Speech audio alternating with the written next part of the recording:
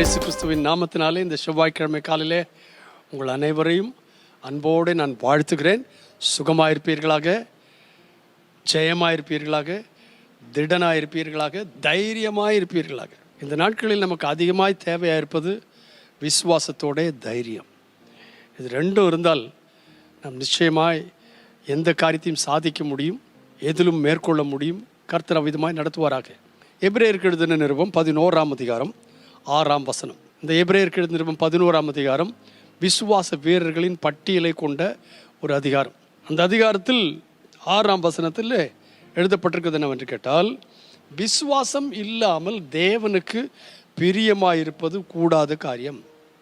ஏனென்றால் தேவனிடத்தில் சேருகிறவன் அவர் உண்டென்றும் அவர் தம்மை தேடுகிறவர்களுக்கு பலன் அளிக்கிறவர் என்றும் விசுவாசிக்க வேண்டும். இன்றைக்கு நீங்கள் இந்த வார்த்தைகளை கேட்கும் பொழுது ஏன் இந்த வார்த்தைகளை ஒவ்வொரு நாளும் கேட்கிறீர்கள்?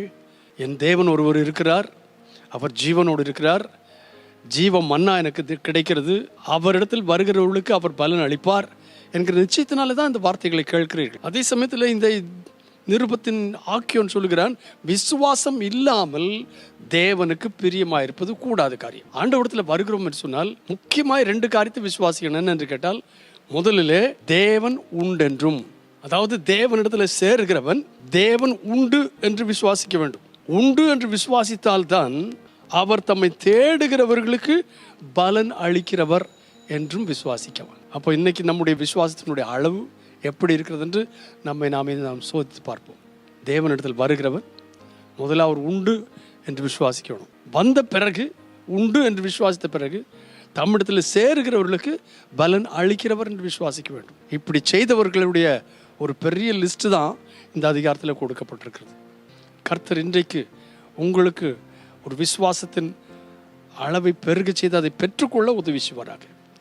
நீங்களும் நானும் சேர்ந்து ஜெபிக்க போகிறோம். பரிசுத்தமுள்ள எங்கள் நல்ல பிதாவே, இந்த அதிகாலை வேளையில இந்த வார்த்தைகளை கேட்கிற எல்லாருக்காக நான் ஜெபிக்கிறேன். விசேஷமாய் பலவிதமான தேவைகளோடு கர்த்தரனோடு என்ன பேசுவார்னு சொல்லி ஆவலாய் காத்திருக்கிற எல்லா மக்களையும் உடைய கரங்களை ஒப்படைக்கிறேன்ப்பா. சுகவீனமாக இருக்கிறவர்களுக்கு சுகத்தை கட்டளையிடுவீராக, பலவீனமாக இருக்கிறவர்களுக்கு பலத்தை கட்டளையிடுவீராக. பலவிதமான நோய்களினால் கஷ்டப்படுகிறவர்கள் உண்டு. கேன்சர்னால கஷ்டப்படுகிறவர்கள், கைவலி, கால்வலி, மூட்டு வலி என்று கஷ்டப்படுகிறவர்கள், பார்வையற்று கஷ்டப்படுகிறவர்கள், எல்லா விதமான வியாதிகளினாலே கஷ்டப்படுகிற நிறைய பேர் இருக்கிறார்கள். என் ஆண்டவராகிய கர்த்தாவே, இந்த கால வேளையில நீர் அவர்களை உம்முடைய வசனத்தை அனுப்பி சுகப்படுத்துவீராக. அவருடைய ஆவியிலே, ஆத்மாவிலே, சரீரத்திலே சுகம் உண்டாவதாக. ஏனென்றால் நாங்கள் ஒரு ஜீவிக்கிற தேவனிடத்தில் வந்திருக்கிறோம். அவரை தேடுகிறவர்களுக்கு பலன் அளிக்கிறவர் என்று விசுவாசத்தோடு வந்திருக்கிறோம். இந்த ஜனங்களை பாருமப்பா, அவர்களுக்கு தேவையானதை தாரும். வேலையில் அவளுக்கு வேலை பழுவை கர்த்தாவை கூட்டாதபடி காத்துக்கொள்ளும். வேலையில் உண்மையாக இருக்க அவர்களுக்கு உதவி செய்யும். சம்பளம் சரியாய் கிடைக்க உதவி செய்யும். அவருடைய வாழ்வாதாரங்களை பெருகச் செய்யும். எல்லாவற்றுக்கும் மேலாய் ஆண்டவராகிய இயேசுநாதர் ஜீவிக்கிற தேவன் என்றும் அவரை அறிந்து அவருக்கென்று வாழவும் அவரை அறிவிக்கவும் தக்கதான கிருபைகளை நீர் அவளுக்கு தாரும். கர்த்தர் வசனம் தந்தார், அதை அறிவிக்கிறவர்களின் சேனை மிகுதி என்று சொன்னது போல வசனத்தை பெற்றுக்கொண்டு அதை அறிவிக்கத்தக்கதான கிருபை இந்த ஜனங்கள் எல்லாருக்கும் தாரும். இன்றைக்கு அவர்கள் உண்மையாகவே சுகமாயிருப்பார்களாக, சமாதானமாயிருப்பார்களாக, தைரியமாயிருப்பார்களாக, மன மகிழ்ச்சியாயிருப்பார்களாக. இந்த வார்த்தைகளினாலே உமது பிள்ளைகளை நீர் ஆசீர்வதித்தருளும், பொறுப்பெடுத்துக் கொள்ளும். இயேசு கிறிஸ்துவின் நாமத்தில் பிதாவே, ஆமென். இன்றைக்கு கர்த்தர் உங்களுக்கு அற்புத சுகங்களை கட்டளையிடுவாராக. மனதில் இதுவரை இல்லாத சமாதானத்தை கட்டளையிடுவாராக. இதுவரை இல்லாத ஒரு சந்தோஷத்தை என் தேவனாகிய கர்த்தர் கட்டளையிடுவாராக. God bless you today. Amen.